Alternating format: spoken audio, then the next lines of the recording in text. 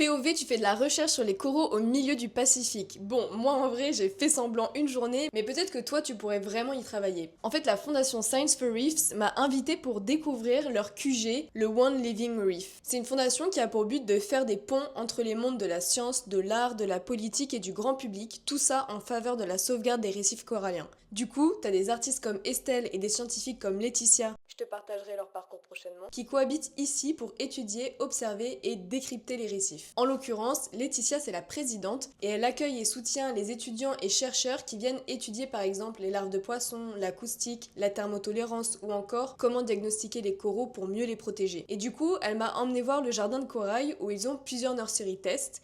Ici, l'idée, c'est pas de faire pousser les coraux pour les replanter en masse, mais plutôt d'étudier les différentes méthodes pour trouver la plus efficace en termes de pourcentage d'augmentation de recouvrement corallien face aux canicules. C'est hyper important parce qu'en fait, le problème, c'est que beaucoup de projets de restauration corallienne mettent en avant le nombre de boutures transplantées, mais ça donne pas vraiment d'indication sur la santé globale du récif si elle s'est améliorée. On est ensuite revenu au labo avec des boutures de coraux qui poussent depuis plusieurs années dans la pépinière pour en faire des fragments pour une recherche qui est en cours. Vous inquiétez pas, aucun spécimen n'est conservé dans ces aquariums, c'est vraiment juste un endroit de passage. On a ensuite remis les fragments numérotés en mer. Truc de fou, Laetitia m'expliquait que les coraux sont parfois fluorescents et qu'on sait pas vraiment pourquoi, et justement elle se demande si ça pourrait pas être un indicateur différenciant entre des coraux plus résistants que d'autres. Peut-être un sujet de recherche pour toi. Mais t'inquiète, même si t'es pas scientifique, tant que t'as des compétences et de l'énergie à revendre pour les coraux, tu peux participer. Par exemple, en ce moment, il y a une femme qui fait de la science politique qui met en place un plaidoyer pour le récif. Il y a autant de façons de s'engager pour la nature qu'il y a d'humains, alors j'espère que cette vidéo t'aidera à trouver ton chemin